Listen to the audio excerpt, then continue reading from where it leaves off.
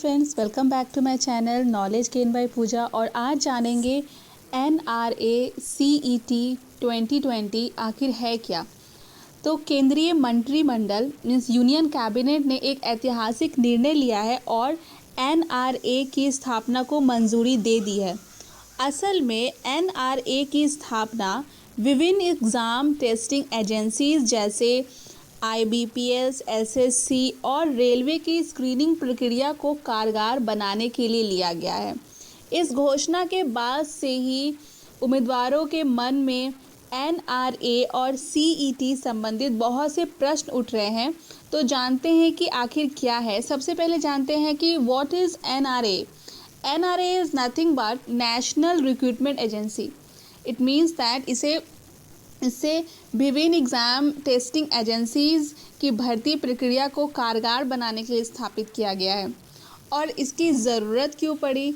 जैसे कि वर्तमान में उम्मीदवारों को अलग अलग भर्ती परीक्षाओं के लिए कई अलग अलग फॉर्म भरने पड़ते हैं और अलग अलग आवेदन शुल्क भी देना पड़ता है। ऐसे में अनएम्प्लॉयड कैंडिडेट्स पर आर्थिक बोझ पड़ता है। इसके साथ ही महिला उम्मीदवारों खास तौर से वो जो प्रतिभाशाली, उन्हें कई मुश्किलों का सामना करना पड़ता है। उन्हें अलग अलग परीक्षाओं के लिए बार बार ट्रांसपोर्टेशन की समस्या का भी सामना करना पड़ता है। इन परेशानियों को कम करने और आवेदन शुल्क मीन्स एप्लीकेशन कॉस्ट में कटौती करने के लिए NRA की स्थापना की जाएगी, जिसमें सिर्फ एक ही फॉर्म और उम्मीदवार अपने अनुसार केंद्र चुन सकता है। अब क्या है CET? तो CET एक कॉमन एलिजिबिलिटी टेस्ट है। जैसा कि प्रश्न के नाम से पता चलता है कि यह एक परीक्षा होगी जो उम्मीदवारों को अपनी पसंदीदा भर्ती प्रक्रिया के अगले दौर के लिए आवेदन करने के योग्य होने में मदद करेगी। यह प्रीलिम्स एक परीक्षा के स्थान पर एक सब्स्टिट्यूट टेस्ट है। और इसका सिलेबस क्या है?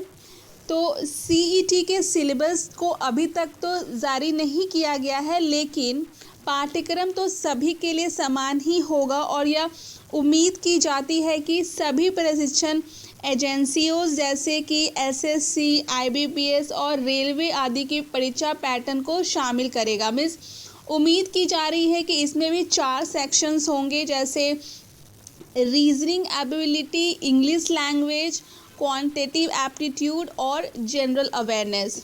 और जो संबंधित परीक्षा है इसके कितने चरण होंगे, तो चरणों के संदर्भ में भी कोई बदलाव नहीं होगा। हर परीक्षा में समान चरण होंगे। जैसे कि उदाहरण के लिए अगर IBPS PO लेते हैं तो इसमें 3 चरण होते हैं, प्रीलिम्स, मेंस और इंटरव्यू।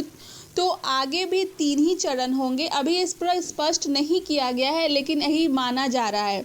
अंतर केवल इतना है कि प्रीलिम्स का आयोजन सामूहिक रूप से होगा। उसके बाद आपको जिस परीक्षा के लिए आप आवेदन करना चाहते हैं उसका मेंस और इंटरव्यू चरण का आयोजन पहले की एग्ज़ाम टेस्टिंग एजेंसीज द्वारा आयोजित किया जाएगा। जैसे IBPS PO के मेंस परीक्षा और इंटरव्यू का आयोजन IBPS ही करेगा। और CET का स्कोर कब तक मान्य होगा? तो CET स्कोर परीक्षा रिजल्ट की घोषणा की तारीख से 3 साल के लिए वैध होगा। एक उम्मीदवार जितने प्रयास कर सकता है दे सकता है। केवल प्रतिबंध ऊपरी आयु सीमा अपर एज लिमिट पर है। और ये कितनी भाषाओं में एग्ज़ाम लिया जाएगा? तो एक उम्मीदवार भारत के संविधान की 8वीं अनुसूची में उल्लिखित 12 भाषाओं में CET का प्रयास कर सकता है। और एक सवाल ये भी आता है कि क्या इस वर्ष परीक्षा NRA द्वारा आयोजित की जाएगी?